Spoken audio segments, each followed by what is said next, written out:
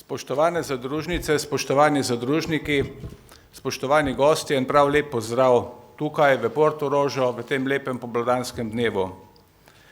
Med nami je cela vrsta visokih gostov in med njimi najprej prav lepo pozdravljam predsednika Vlade Republike Slovenije, gospoda Marjana Šarca. Lep pozdrav. Predsednik Državnega sveta se nam bo pridružil, je namreč precej zastoja, tako da še nekateri tudi zadružniki bodo nekoliko zamujali, bodo nekoliko pozneje. Z nami pa je tudi ministrica za kmetijstvo, gozdarstvo in prehrano, dr. Aleksandra Pivec s sodelavci. Lep pozdrav, ministrica. Lep pozdrav gospodu Francu Brezniku, predsedniku odbora za kmetijstvo Državnega zbora Republike Slovenije. Pozdrav gospodu Tomasu Magnusonu, predsedniku Kodžeke Evropskega združenja zadrug. Pozdrav. Z nami je tudi Pierre Bosko, direktor direktorata DJ Agrija Komisije za kmetijstvo. Lepo pozdravljeni. Pozdravljam predsednika Kmetijsko-gozdarske zbornice Slovenije, gospoda Cvetka Zupančiča. Pozdrav tudi Anki Lipušček-Miklavič, predsednici zbornice kmetijskih in živilskih podjetij. Anka, prej smo jo videli. Lep pozdrav gospodu Marjanu Podobniku, predsedniku Slovenske ljudske stranke. Z nami so tudi prijatelji iz tujine, Božo Volič, direktor Hrvaške kmetijske zadružne zveze, Nikola Mihajlović, predsednik Zadružne zveze Srbije za sodelavci. Lep pozdrav. Lep pozdrav tudi vinski kraljici, gospe Frangeš, lepo pozdravljena. Žal mi je, da danes tukaj ne morem pozdraviti našega prijatelja, ki je vsako leto bil tukaj, gospod Rade, predsednik Zadružne zveze iz Novega Sada za sodelavci, je zbolel, je bolan in nas lepo pozdravlja vse skupaj in mu želimo okrevanje. Vidim med nami tudi celo vrsto predstavnikov Deželne banke, iz Semenarne Ljubljana, iz Kmečkega glasa, celo vrsto ljudi tudi iz Kmetijsko-gozdarske zbornice. Vesel sem vsakega od vas in vse skupaj in vas vse skupaj prav lepo pozdravljam. 46. posvet Zadružne zveze, že kar vrsto let tukaj v Portorožu, ko je Slovenija še nekoliko bolj hladna, še bolj zimsko deluje, je tukaj že prava pomlad, danes sicer malo bolj hladno, ampak res en lep pomladni dan. In seveda namen, zakaj smo danes tukaj in jutri, zakaj se bomo družili, to je letni posvet, kjer se srečamo praktično vsi zadružniki, vsi tisti, ki kakorkoli delujete v kmetijstvo, pogledamo malo nazaj, kaj smo postorili, kaj bi lahko bolje postorili, pogledamo pa seveda v prihodnost. Tako kot kmet spomladi načrtuje, kaj bo delal tekom leta, tako tudi mi nekako delamo načrte, ne samo za letošnjo leto. Pred nami je namreč novo finančno obdobje, izjemno pomembno, seveda vsako finančno obdobje v preteklosti bilo pomembno, ampak to je še pa posebnega pomena, kajti precej sprememb nastaja. Če smo se ob vstopu v Evropsko unijo nekako upirali in se bali, ker je Evropska unija nekako določala celotno zgodbo, kaj se bo dogajalo s kmetijstvom in s podeželjem, potem se zdaj stvari spreminjajo. Zdaj Evropska unija daje državi Sloveniji v roke, kaj bomo mi storili za to naše kmetijstvo in podeželje. Jaz seveda upam in želim, da bi država Slovenija spoznala, prepoznala, kako je kmetijstvo in podeželje pomembno za državo Slovenijo širše, ne samo to, kar nekateri pravijo, statistično 2% bruto proizvoda. Na kmetijstvo je vezano veliko več. Evropska unija priznava, da je primarno kmetijstvo, živilska industrija in pa vse, kar je v tem krogu, daleč najpomembnejša gospodarska panoga v Evropski uniji. Da je največ delovnih mest. In v tem času, ko vidimo, ko se dogajajo razne prehranske afere, seveda prepoznavamo tudi to, da ni vseeno, kaj jemo. Pomembno je, da smo oblečeni, da imamo avto, da imamo hišo, da imamo vse ostale dobrine, ampak hrana je prav gotovo najpomembnejša. To je naše zdravje, to je naše dobro počutje. Če se zdravo prehranjujemo, bo tudi državni proračun za zdravstvo manj trpel, bo manj denarja za to šlo.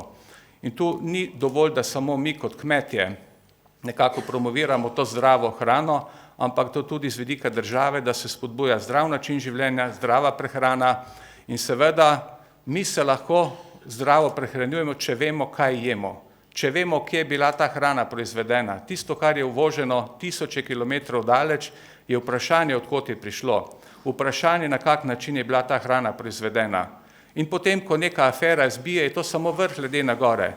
Dolgo se stvari dogajajo, pa se nič ne sliši. In takrat, ko se taka afera zgodi, potem seveda moramo se vprašati na celi črti prehranski, kje smo in kaj jemo.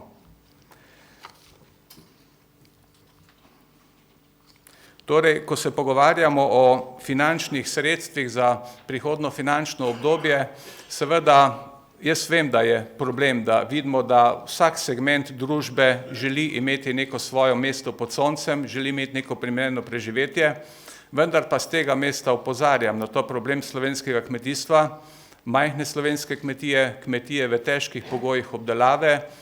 Vidimo, da te starejše generacije so še ali pa smo še nekako vzdrževali te manjše kmetije, nekako zaradi ljubezni do te slovenske zemlje, zaradi neke obveze do naših staršev, ki so nam te kmetije prepustili. Mlajše generacije seveda gledajo drugače. Naši otroci, ne samo tisti iz mesta, tudi otroci iz kmečkih družin so danes praktično vsi izobraženi. Ne samo kmetijska izobrazba, so pravniki, ekonomisti, strojniki in tako naprej. In danes vidimo, da dobremu delavcu za službo ni problem. Ne samo v Sloveniji, tudi v tujini. Meni je hudo, ko vidim, koliko mladih, najbolj uspešnih, najbolj korajžnih ljudi odhaja v tujino.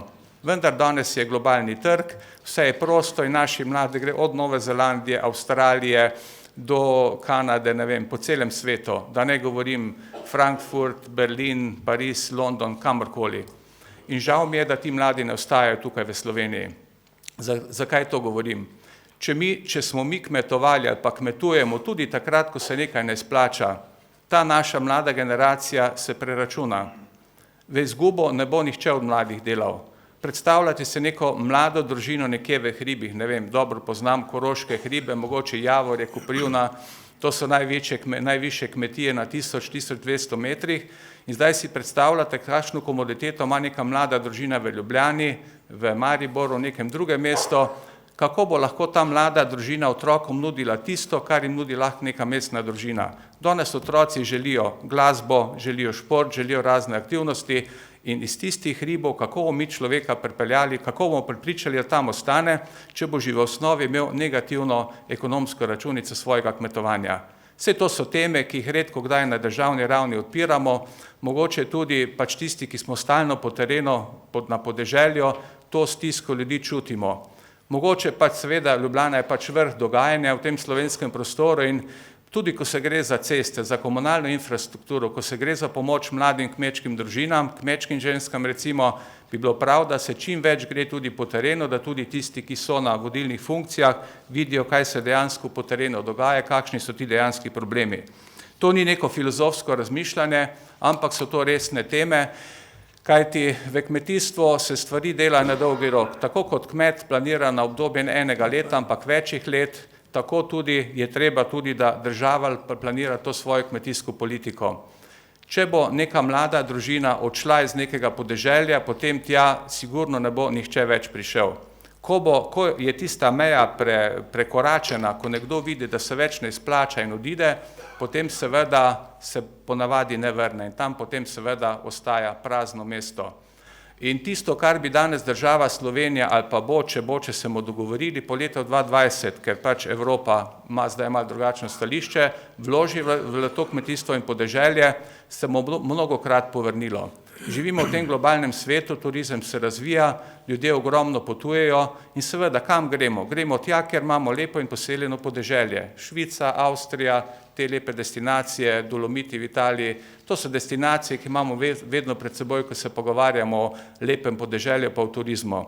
Tam, kjer je podeželje zapuščeno, kjer ni ljudi, kjer ti nihče ne more ponuditi domače hrane, domačega vina, tam ljudje enostavno ni zanimanje za turizem. Seveda lahko gremo v mesto, ampak glejte, mesto pač je eno, podeželje je pa drugo. Tako da v tem smislu pač nekako tudi se priporočamo tudi vrhovom slovenske politike, da bodo prišli nam nasproti, ko bomo prišli se pogovarjati z tehtnimi argumenti, kaj bo potrebno za to kmetijstvo in podeželje postoriti. Podnebne spremembe so vedno bolj problematične. Na tem področju mislim, da moramo korenite spremembe napraviti v prihodnosti. Namakanje, pač Slovenija je ena najbolj vodnatih držav v Evropi, pa imamo najmanj namakalnih sistemov, mislim, da še Albanija ima menda več. Na tem področju se veliko pogovarjamo, bilo bi pa potrebno neke premike in seveda, zakaj to govorim tukaj, sej tisto na moji nivi bom sam naredil, ampak tiste globalne, bi rekel, primarne vode, tam je pa seveda potrebna država. Opozoril bi tudi, da je tu izjemen problem z Ministrstvom za okolje, z agencijo ARSO, izjemne težave, zelo težko je prebiti let in tukaj biti uspešen. Tu bi res predlagal tudi vladi, da tudi z ministrico res redno sedimo, enkrat mesečno, pa tudi večkrat se dobimo, te teme odpiramo in jaz sem prepričan, da bomo tu napravili v prihodnosti neke premike. Zemljiška politika, za kakšno zemljiško politiko smo odločili? Zdaj se pripravlja tudi nek strateški dokument razvoja kmetijstva do leta 2030, zdaj so tu izjemno pomembne teme. Tu se pojavljajo vprašanja, aktivni kmet, mali kmet, veliki kmet, kam z delniškimi družbami, kako sklad kmetijskih zemljiščnih gozdov, to so zelo resne teme. Vse tu moramo opozoriti, da vsi bi želeli imeti velike kmetije, tudi v Evropi se pač kmetije manjše opuščajo, večje se povečujejo, ampak dejstvo Slovenije je to, da mi v zelo kratkem času prav velikih kmetij ne bomo imeli.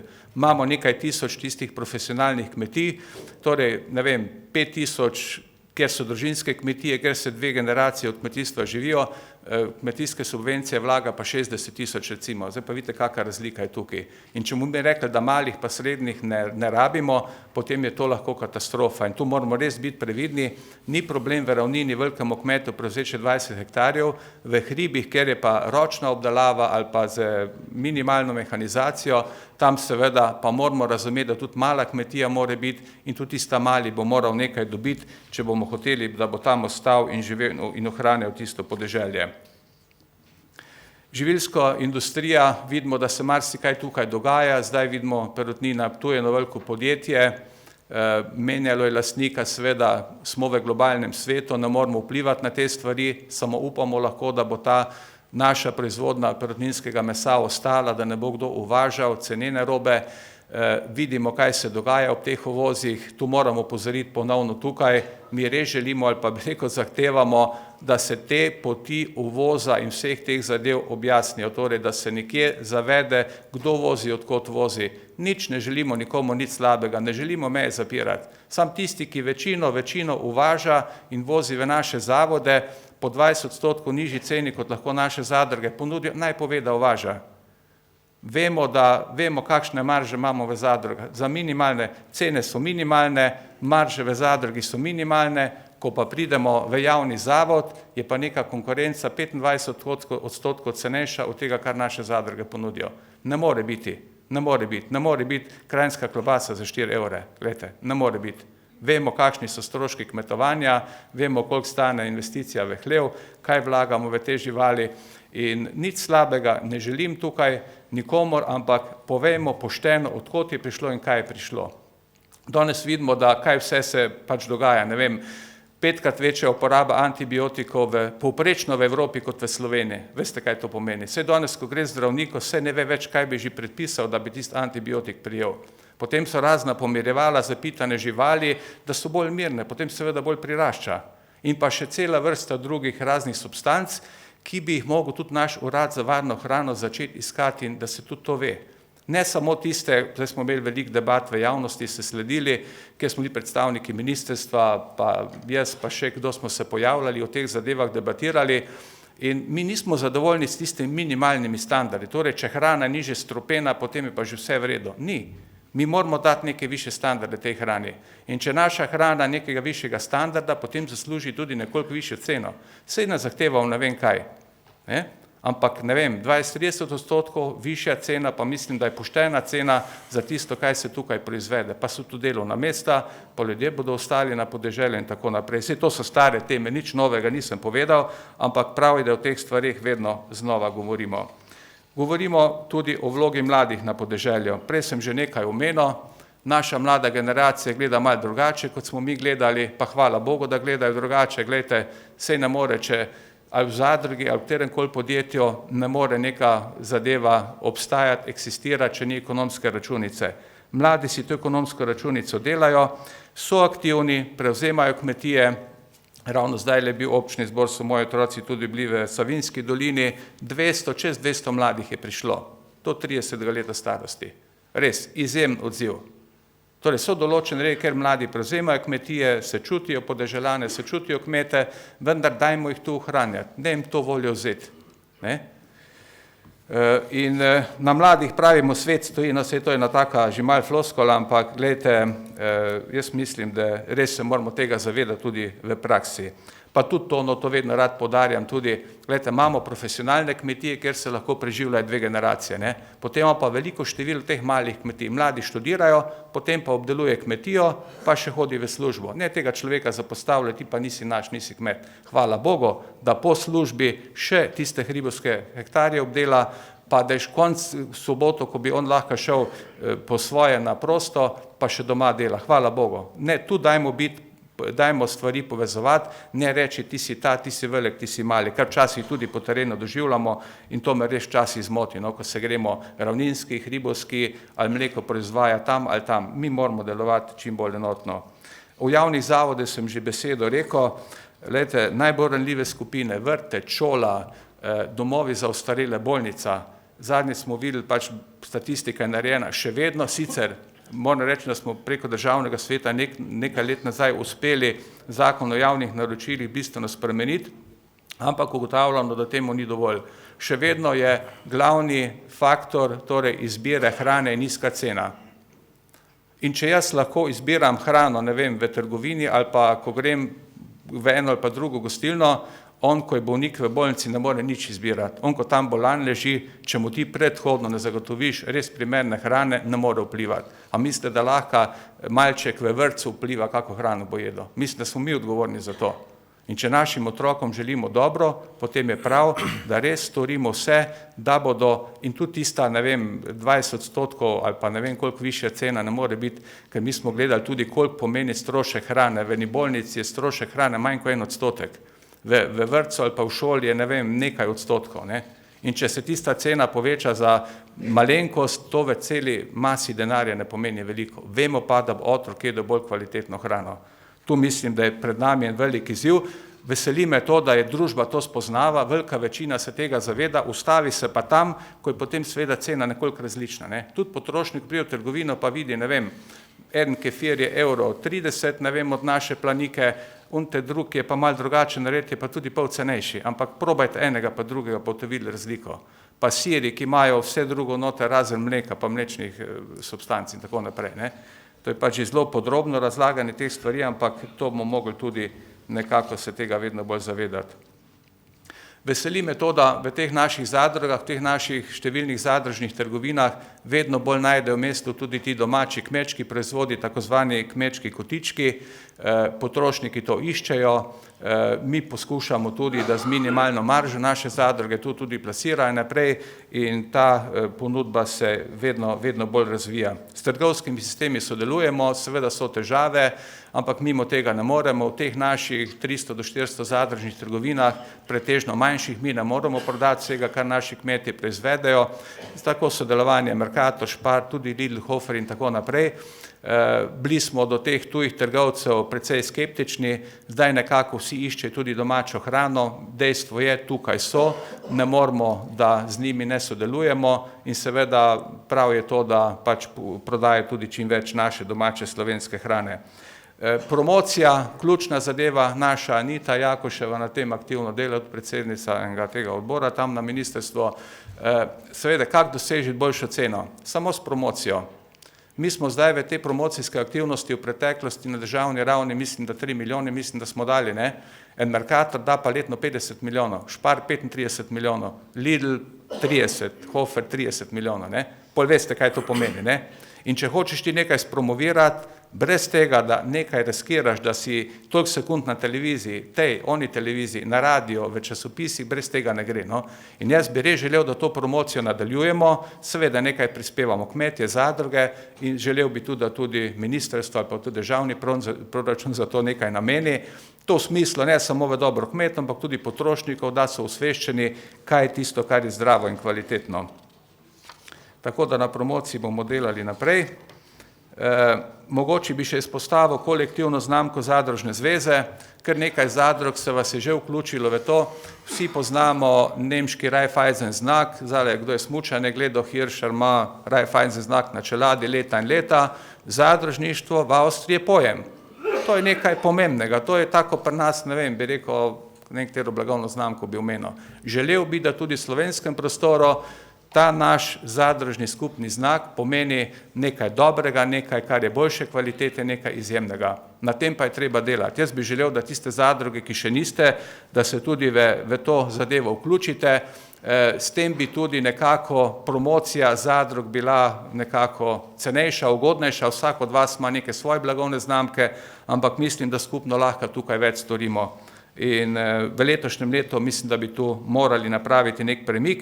Seveda v zadnjih letih zadružništvo ima boljšo konotacijo v tem slovenskem prostoru. Spomnite se 15 let nazaj, ne? Če si rekel, da delaš v zadrugi, to je pa ono kar tak neki, on je nek ostanek onega režima tam. Ne? Danes pa vidimo, da zadruga ima nek pomen.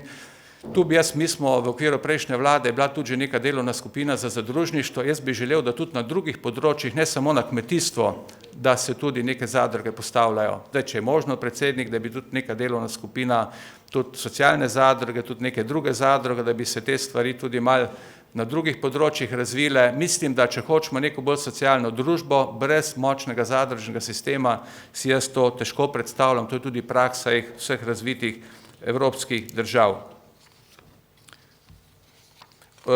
Zadnje čase, zadnje tedne se precej pogovarjamo tudi, kako bi uredili trg s prašičjim mesom. To je res neka čudna zgodba. Imamo 30 do 40% samooskrbo s prašičjim mesom, ampak pridejo situacije, ko kmet ne more svoje prašičev prodati. Cene so pa tako izjemno nizke. O zelenjavi ne bi danes kaj posebej govoril. Vemo, da smo zelo nizko samooskrbni, morali bi bistveno povečati pač proizvodnjo zelenjave. Zdaj, če bi v javnih zavodih uspeli malo izboljšati te pogoje naročil, potem bi lahko tudi po primerni ceni te naše zavode kaj več prodali.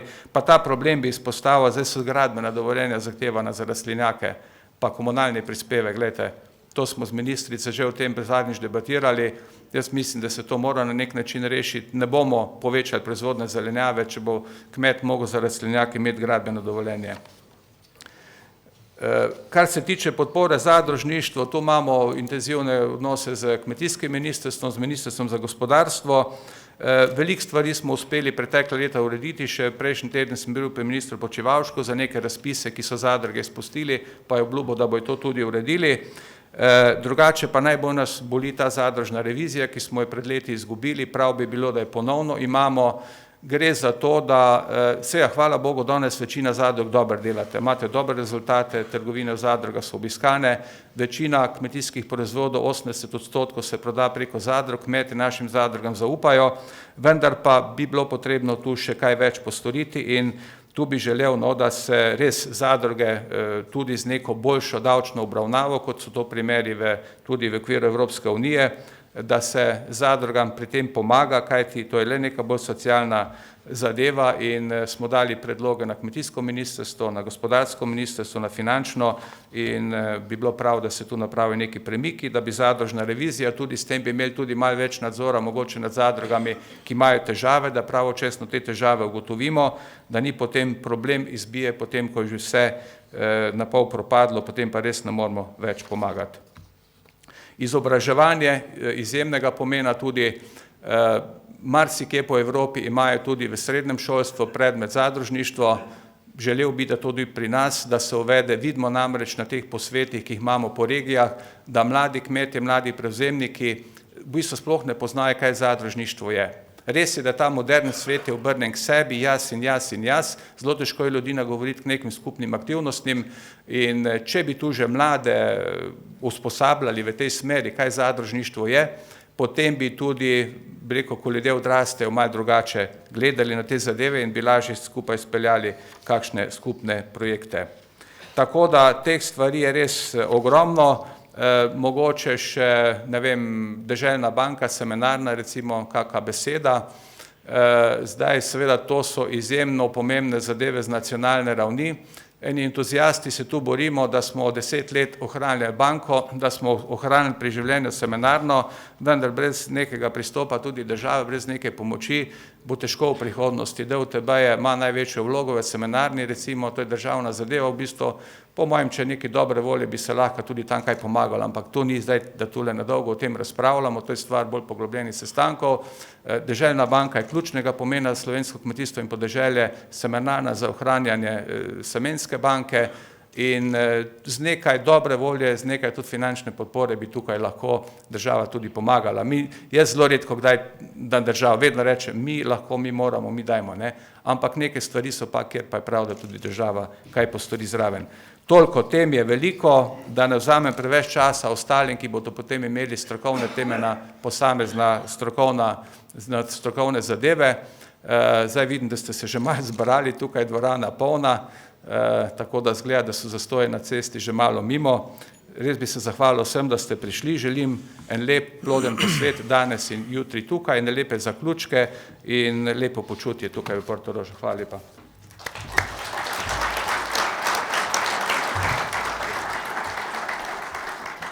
Petru Vrisku se zahvaljujem za podane besede. K slavnostnemu nagovoru zbranim sedaj najprej vabim predsednika Vlade Republike Slovenije, gospoda Marjana Šarca.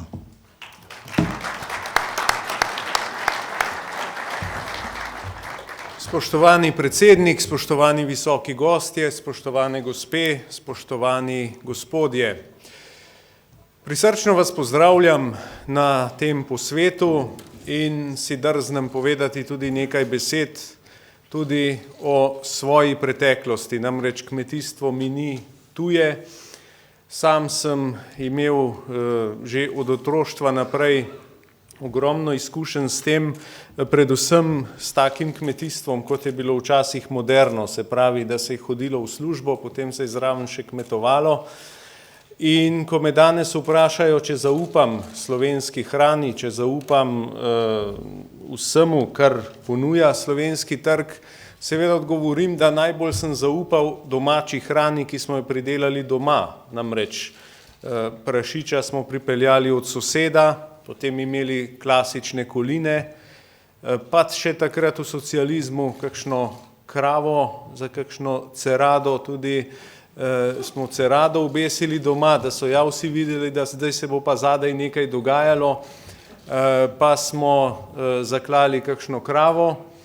Seveda takrat je bilo to prepovedano, to je bilo tam nekje v 80-ih letih. Skratka, hranili smo živino samo s suhim senom, poleti tudi z zeleno krmo, nikoli silaže, molzli smo na roke in pa nekaj časa tudi oddajali mleko, se pravi zjutraj in zvečer. To ni bila kakšna velika količina, smo pa nekako dobili zraven toliko, da smo lahko poleg, da sta naša dva poleg pokojnine dobila še nekaj zraven in da smo tako živeli ne razkošno, ampak živeli. Skratka, na tak način smo kmetovali. Od takrat se je seveda marsikaj spremenilo. Takrat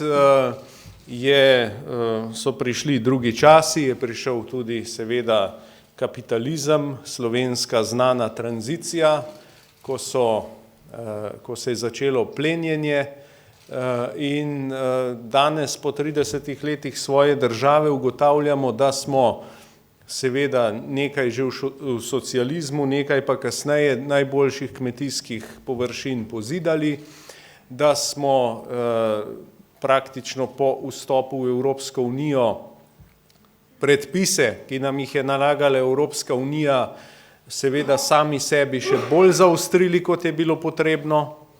Vse tako imenovane directions, se pravi usmeritve, smo prevedli v direktive, se pravi obvezno, in danes smo v takem stanju, kot smo. Zdaj, ko sem poslušal gospoda Vriska, seveda bi mu z veseljem kar 100 evrov stisnil v žep, ker je tako bil pravzaprav obupan na nek način. Skratka, precej težav imamo. vendar se je treba tudi zazreti včasih vase. Včasih poslušamo o Švici, pa drugi Švici, pa o Avstriji, pa ne vemo o kom še vse, vendar od teh držav vzamemo samo tisto, kar nam prav pride. Ne povemo pa, da v Švici plačaš 3000 frankov za vrtec, recimo.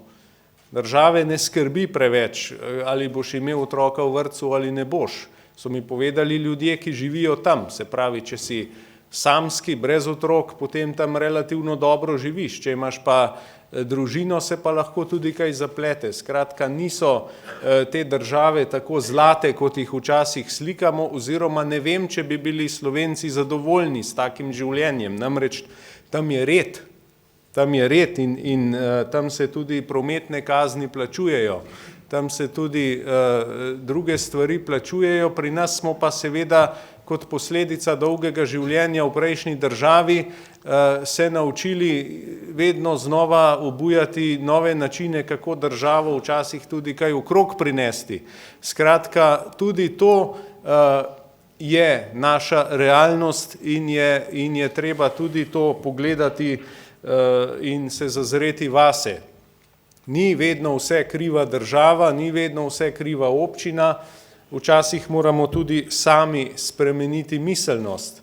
V preteklosti so bile subvencije, kupovali so se traktorji, včasih tudi taki, ki so bili premočni za obdelovalno površino oziroma za velikost kmetije. Smo država, ki imamo največ traktorjev na prebivalca, če statistika drži. Skratka, vprašanje, če se je v preteklosti te subvencije tudi prav porabljalo. Potem je treba povedati tudi, da država vendarle ne daje tako malo, tudi k promociji daje 50% zraven, pa vendar država ni tista, ki bo vedno dajala, država je tista, ki mora ustvarjati pogoje. In kmetijska ministrica je zagotovo oseba, ki pozna problematiko in ki se zelo trudi tudi na tem področju in verjamem, da z njo ne bo težko ali pa že teče dialog o izboljšavah. Pravkar tečejo pogajanja o večletnem finančnem okviru znotraj Evropske unije, kjer nam grozi 15% padec sredstev za kmetijstvo. In Slovenija si prizadeva, da bi bil ta finančni okvir sprejet čim prej. Skupaj z Nemčijo in še nekaterimi državami si prizadevamo za to, ker kasneje se zna zgoditi, da ta sredstva tudi padejo in tega seveda si ne smemo dopustiti, kajti kohezijska sredstva so za Slovenijo bistvenega pomena. In zlasti za kmetijstvo. In gospod Vrisk je govoril o gorskih kmetijah, o težkem življenju in seveda to drži. Zato je še kako pomembno, da Slovenija ne dela težav sama sebi. In v bodoče bomo tudi, so že s kmetijsko ministrico že govorila o tem, pa ne enkrat, da bi vsaj tiste predpise, ki jih dejansko ne predpisuje Evropska unija, ampak smo se jih sami zakuhali, da bi to poenostavili, kajti to je bistvenega pomena. In tudi ko bo naslednja finančna perspektiva, je potrebno usmerjati svoje sile v tiste dejavnosti, ki bodo prinašali tudi uspeh. Zdaj bilo je tudi veliko povedanega o tem, kaj se splača in kaj se ne splača. Žal smo postali družba, ki gledamo samo skozi to. Ali se mi nekaj splača, ali se mi nekaj ne splača, ampak če se iskreno vprašamo, kaj pa se nam splača dejansko. Ali bomo gledali, ali se nam samo splača finančno, ali nam nekaj da tudi zadovoljstvo. Brez denarja se zagotovo ne da nič narediti, tega se zavedamo vsi. Ampak samo denar, brez cilja, pa tudi ne reši stvari. To vidimo v zdravstvu. Metali smo milijone in milijone, pa so še vedno čakalne vrste. Potem smo tudi na drugih področjih namenjali mnogo denarja, pa se ni nič spremenilo, ker samo metanje denarja, pa da ne veš, kam ga boš dal, tudi ne bo spremenilo zadev. Zato je nujno potrebno imeti dialog, zato je zadružništvo zelo pomembno, zato da se kmetije med seboj združujejo. V svoji županski praksi sem prevečkrat videl namesto sodelovanja to, da so se tožarili. In to za 1 meter zemlje. To ni sodelovanje. Sodelovanje je potrebno, tako kot so strojni krožki. Ko ne more imeti vsak svojega kombajna, to ni rentabilno, zagotovo ne. Ne more imeti vsak svojega stroja za tista opravila, ki so samo enkrat letno. In tako tudi ne more vsak sam prodreti na trgu. Nujno je združevanje, ker če se ne bomo združevali, že tako smo majhna družba, majhna država, če se bomo objedali drug drugega, potem ne bomo uspešni na tujih tržiščih. Potem bomo samo sanjali o neki Švici, ki je nekje tam daleč, dosegli je pa ne bomo, ne da bi se zavedali, da imamo svojo Švico pravzaprav doma, samo če bi malo več sodelovali. In to se mi zdi bistvenega pomena. Potem je še naslednji problem, ko se kmetije predajajo prepozno. Tudi takih primerov sem veliko videl. Pa tudi doma sem imel te izkušnje, ko sem se moral z domačo opozicijo boriti, da smo kaj premaknili pri hiši, da smo kakšen stroj kupili ali pa kaj takega. Ne? Tako da tudi pravočasna predaja kmetije naslednikom je bistvenega pomena. Kajti mladi imajo ideje, mladi imajo energijo, mladi so študirani in mladi lahko peljejo kmetijo naprej po podjetniškem vzoru.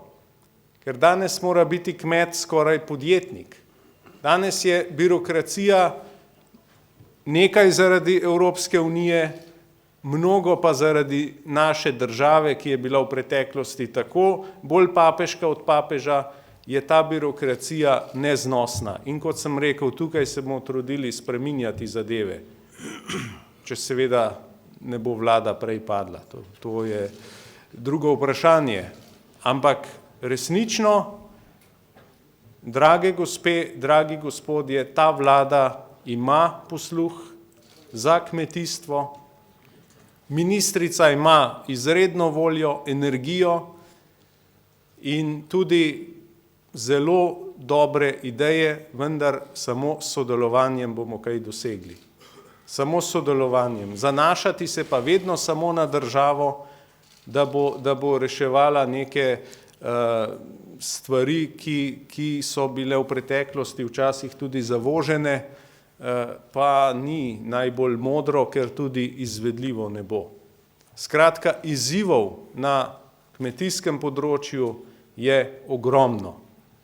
Verjamem, da sem zdajle rekel kaj takega, da bom kmalu bral kaj na Twitterju, da pojma nimam, ampak kot sem povedal uvodoma, vem, kaj je kmetijstvo, vem, kaj je zdrava hrana in vem, kaj je trdo delo. Ko nisi videl ne morja, ne počitnic, ne ničesar, ampak si delal cela poletja na kmetiji, pa včasih zaradi zastarele miselnosti 4-krat eno stvar, ko bi lahko enkrat. Ampak tako je pač bilo. In verjamem, da je takih primerov v Sloveniji še mnogo in še danes. Bi pa seveda vsem ženskam v dvorani in seveda v Sloveniji za nazaj čestital ob 8. marcu in za naprej tudi ob materinskem dnevu. Danes pa vam želim uspešno delo in novih rezultatov, novih spoznanj in uspešno diskusijo. Pravkar se pa pridružil gospod Kovšca, ki je dobil prometni veto, zato je prišel nekoliko kasneje. Hvala lepa.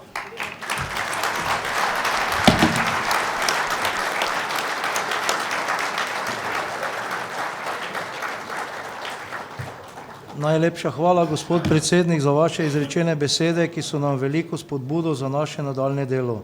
Zdaj na oder vabim gospoda Alojza Kovšco, predsednika Državnega sveta Republike Slovenije, da nagovori zbrano občinstvo. Gospod predsednik, imate besedo.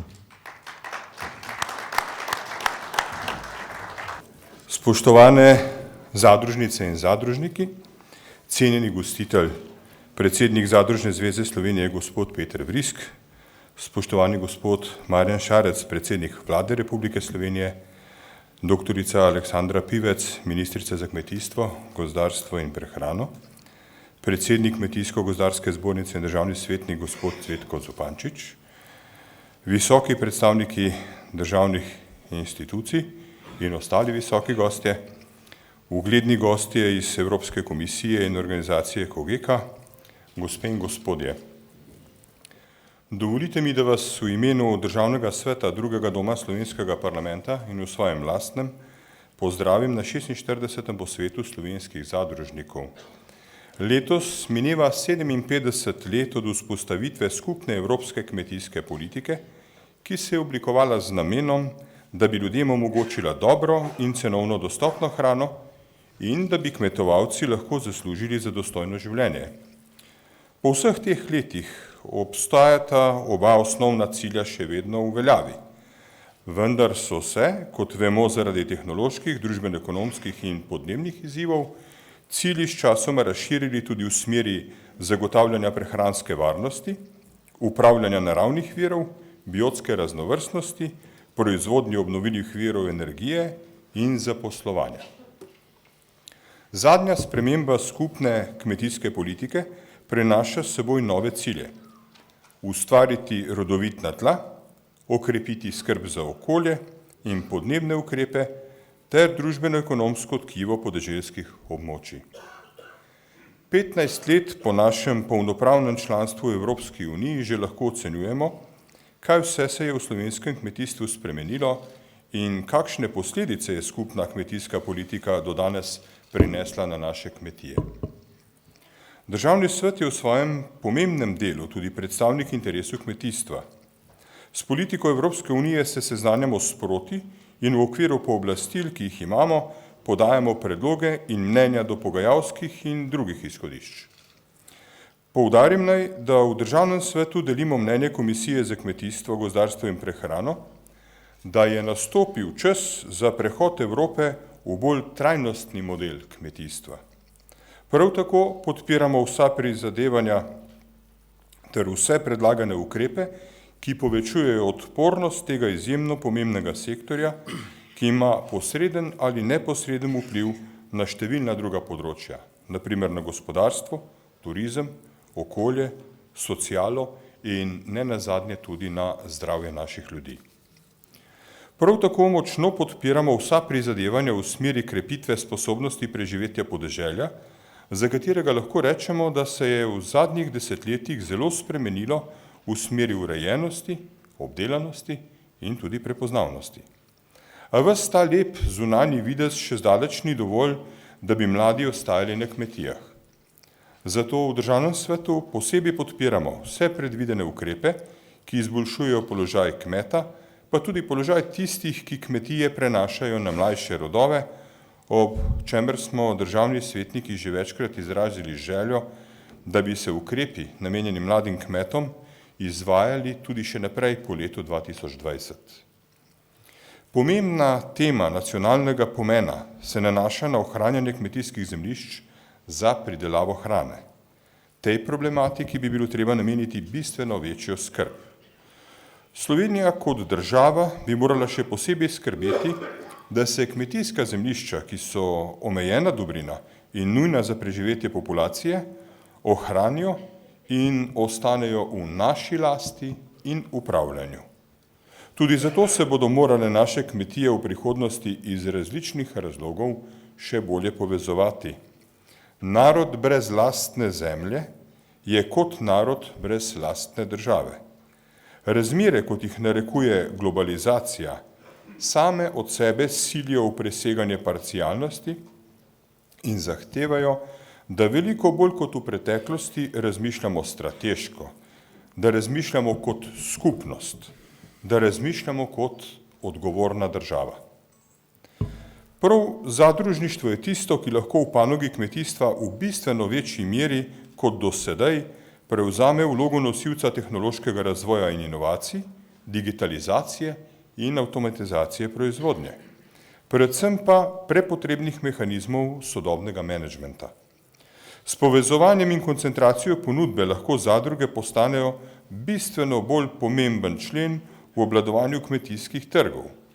Zadružno, dobro organizirana ponudba pa lahko v bistveno večji meri prispeva tudi k uravnavanju bolj pravičnih razmerij znotraj verige od vil do vilic, v kateri je kmetovo delo velikokrat postavljeno v nezavidljiv in pogosto celo v poniževalen položaj. Izzivi, pred katerimi stoji naše kmetijstvo, so zelo veliki.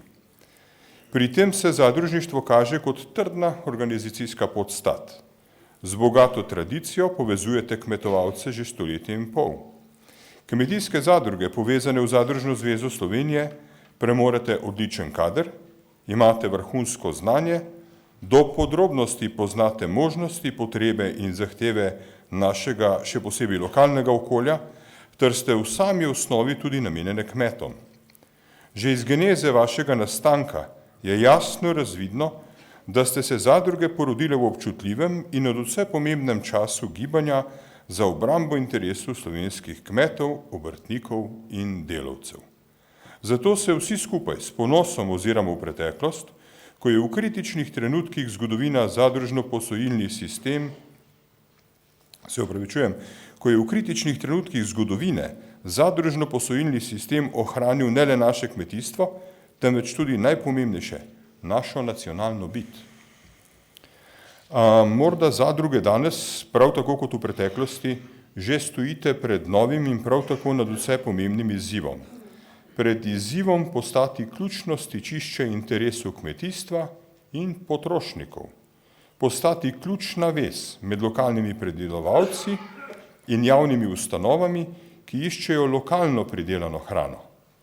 Prav včeraj je v Državnem svetu tekel posvet na temo lokalne in ekološke pridelave hrane s pomenljivim vprašanjem, kako naj lokalno pridelana hrana v bistveno večjem obsegu kot do sedaj pride na krožnike naših otrok, šolarjev, bolnikov in ostarelih, ki pravzaprav tudi najbolj potrebujejo zdravo, svežo in kvalitetno hrano. Zadruge bi morda lahko postale celo ključen del rešitve problema, ki zadeva vse nas.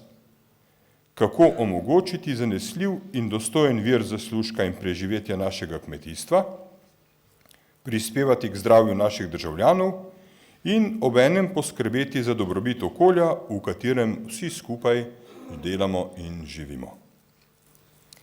Spoštovani, naj ob zaključku čestitam vodstvu Zadružne zveze Slovenije za uspešno vodenje in vsem zadružnikom za dobro opravljeno delo. Želim vam uspešno zadružno posvetovanje. Hvala za vašo pozornost.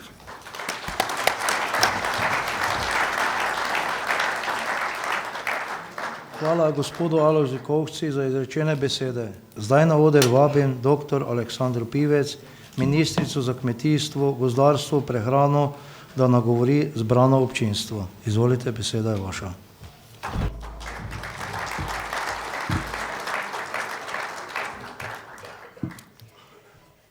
Spoštovani predsednik vlade, gospod Marjan Šarec, spoštovani predsednik Državnega sveta, gospod Alojz Kovšca, spoštovani predsednik Zadružne zveze, gospod Peter Vrisk, spoštovani ostali visoki gostje, predvsem pa spoštovane zadružnice in pa zadružniki.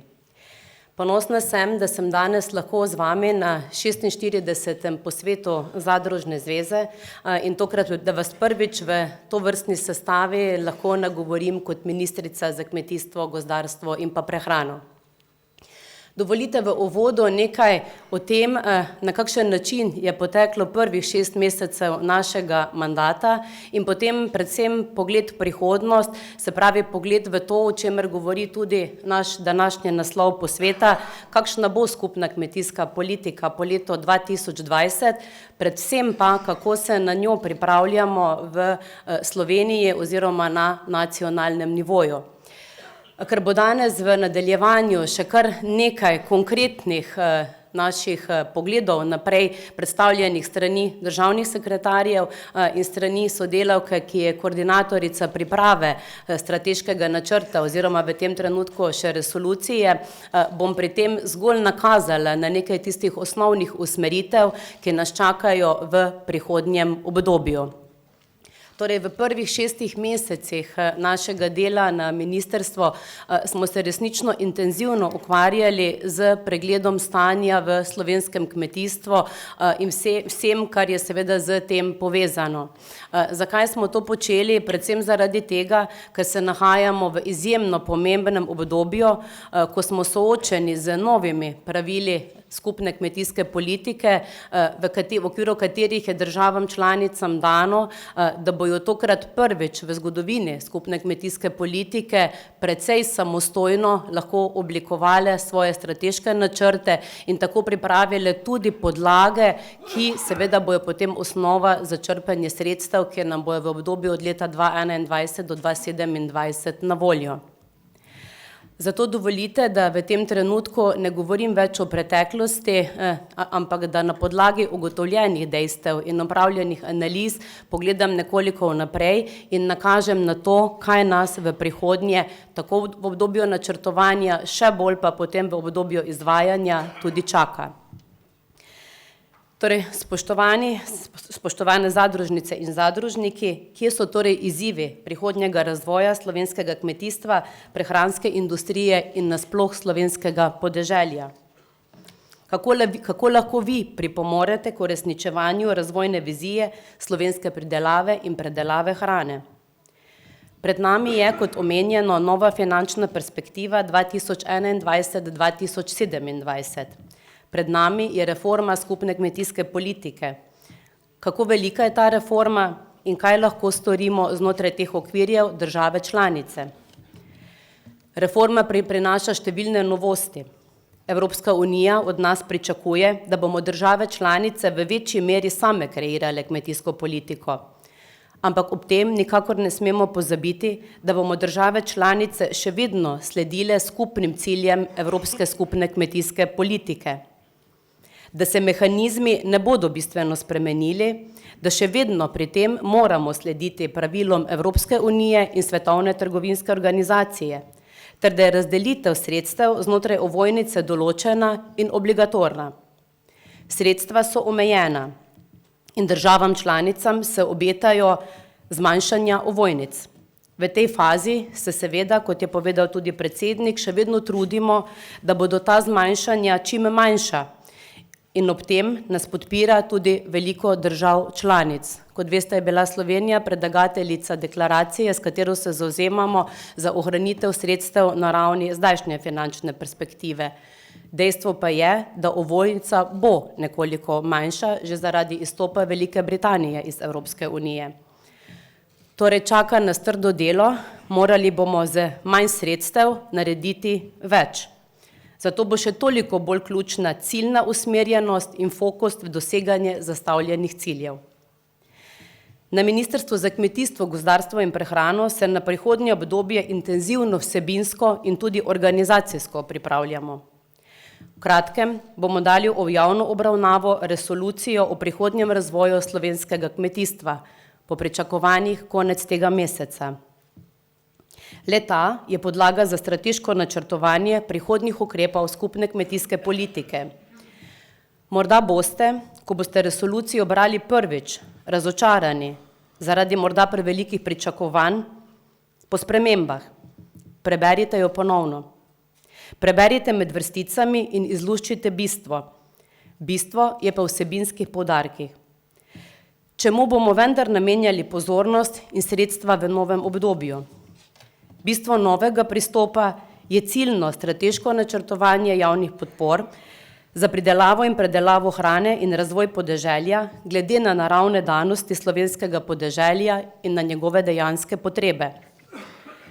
Ob tem velja, da je zaradi raznolikih danosti slovenskega podeželskega prostora in kmetijstva potreben zelo premišljen pristop k oblikovanju prihodnje slovenske kmetijske politike, ki bo nadgradil že obstoječe instrumente z vodilom trajnosti, učinkovitosti in predvsem merljivosti doseganja zastavljenih ciljev. Pri tem je ključno prepoznavanje že obstoječih prednosti ter novih priložnosti kmetijstva, trajnostnih kmetijskih praks, raznolikost pridelave in kmetijskih proizvodov, tradicije in naše navezanosti na zemljo ter obdelanost kmetijske krajine v celotnem slovenskem prostoru. Slovensko kmetijstvo je lahko glede na naravne in strukturne danosti konkurenčno in odporno le ob izrazitih usmeritvah v večjo dodano vrednost, ter je ob enem tudi okoljsko vzdržno. Zato pa potrebujemo znanje, ustrezne predelovalne tehnologije ter sodobno in konkurenčno živilsko predelovalno industrijo, ki mora temeljiti na podjetniških pristopih in tržni naravnanosti. Kmetijsko gospodarstvo naj bo dolgoročno povezano lokalne in večje verige vrednosti, ob sočasni aktivni vpetosti v proces pridobivanja, izmenjave ali podajanja znanja. Živilska industrija naj krepi svojo vlogo odjemalca surovin lokalnega porekla in dobavitelja kakovostne slovenske hrane. Poseben poudarek je na varstvo okolja in narave ter ohranjanju kmetijskih zemljišč, ki naj postane prednost in ne ovira v gospodarjenju. To je del pristopa k dodajanju vrednosti proizvodom in spodbuda diversifikaciji dejavnosti na našem podeželju. Znanje, kreativnost, podjetništvo in povezovanje morajo postati gonilo napredka slovenske pridelave in predelave hrane ter podeželskega prostora. Potrebna je identifikacija in premostitev obstoječih vrzeli s področji krepitve vloge znanja in prenosa znanja v prakso, kreativnosti, podjetništva ter povezovanj med vsemi deležniki v verigi preskrbe s hrano. Širina vprašanj, ki jih neposredno ali posredno zadeva slovensko kmetijstvo, zahteva iskanje sinergij in celostni pristop s finančno, okoljsko, regionalno, razvojno, gospodarsko, infrastrukturno, socialno, zdravstveno, znanstveno-izobraževalno in drugimi politikami in nikakor ne sme biti odvisna zgolj od kmetijske politike. Zavedamo se pomena lastne pridelave hrane. Ena izmed naših prioritet je odporna in konkurenčna pridelava in predelava kakovosti in varne hrane. Samooskrba je pogosto uporabljen pojem v različnih kontekstih. Zavedajmo se, da je mogoča v posameznih panogah in ne povsod. Potrebno je upoštevati tudi naše naravne danosti, potrebe po varovanju naravnih virov in ohranjanju kmetijstva po celotnem ozemlju Slovenije. Spodbujali bomo povezovanje verige preskrbe s hrano, ki bodo pozitivno vplivale tudi na samooskrbo in stabilen dohodek slovenskega kmeta. Na drugi strani želimo ohraniti in podpreti manjše samooskrbne družinske kmetije, ki so temelj našega kmetijstva in ne proizvajajo rednih tržnih viškov, zato pa skrbijo za obdelanost in preprečevanje zaraščanja našega podeželja. Zagotavljati moramo pogoje za odporno kmetijstvo prihodnosti, kjer slovenski kmet ne bo več tako zelo odvisen od podpor. Slovenski kmet je namreč preživel številna burna zgodovinska obdobja in ostal na svoji zemlji. Slovensko podeželje je zato poseljeno, naj ostane takšno in naj ostane kmetijska krajina obdelana. Naj bo tako še naprej, ob tem, da bo kmet dosegal ustrezno in stabilno raven dohodka in svoje zemlje ne bo primoran prodajati. Ugotovili smo, da moramo premostiti nekaj velikih vrzeli. Potrebne so številne spremembe, najprej v zavedanju, nato v spremembi miselnosti, ki pa jim morajo slediti konkretna dejanja. Ena izmed najbolj perečih vrzeli, ki jo imamo, je na področju povezovanja in sodelovanja. Povezovanje med kmeti, zadrugami in živilsko industrijo se mora okrepiti, zato bomo spodbujali inovativne oblike sodelovanja, pri čemer seveda sledimo evropski zakonodaji, ki posebej izpostavlja organizacije in skupine proizvajalcev. Tukaj je čas za premislek o nadgradnjah obstoječih organizacijskih oblik povezovanja, razmislek o dolgoročnem pogodbenem sodelovanju deležnikov in razmislek o skupinskih trženjskih pristopih in krepitvi pogajalskih moči šibkejših členov verige. Razmislek o zaupanju. Brez zaupanja bo sodelovanje, pa naj bo še tako močno podprto z javnimi sredstvi, prej kot slej obsojeno na propad. Mi pa želimo podpirati in pričakujemo dobre, kreativne, podjetniško in razvojno naravnane zgodbe. Če deležniki ne bomo usvojili in tudi v praksi živeli teh vrednot, bo slovensko kmetijstvo obstalo ali celo nazadovalo. Kdo, če ne mi, smo tisti, ki bomo tukaj odigrali izjemno pomembno vlogo in kdaj, če ne zdaj. Kmetijstvo je pomembna gospodarska panoga, zadruge in kmetje ste v njem podjetniki. Združeni imate možnost, da odigrate pomembno vlogo v tem občutljivem obdobju ter nam pri tem pomagate. Ko verigi odpove en člen, se veriga pretrga. Bistvena je torej moč in odpornost vsakega člena, vsakega deležnika v tej verigi. In verige preskrbe s hrano so v luči hitrih družbenih, ekonomskih in socialnih sprememb vitalnega pomena za vse vas, za nas, za državo in za slehernega prebivalca Slovenije. Spoštovane in spoštovani, na koncu naj vam zaželim uspešno delo, pozitivno naravnanost in proaktivno razmišljanje v dobro slovenskega kmetijstva in v dobro slovenske družbe. Hvala.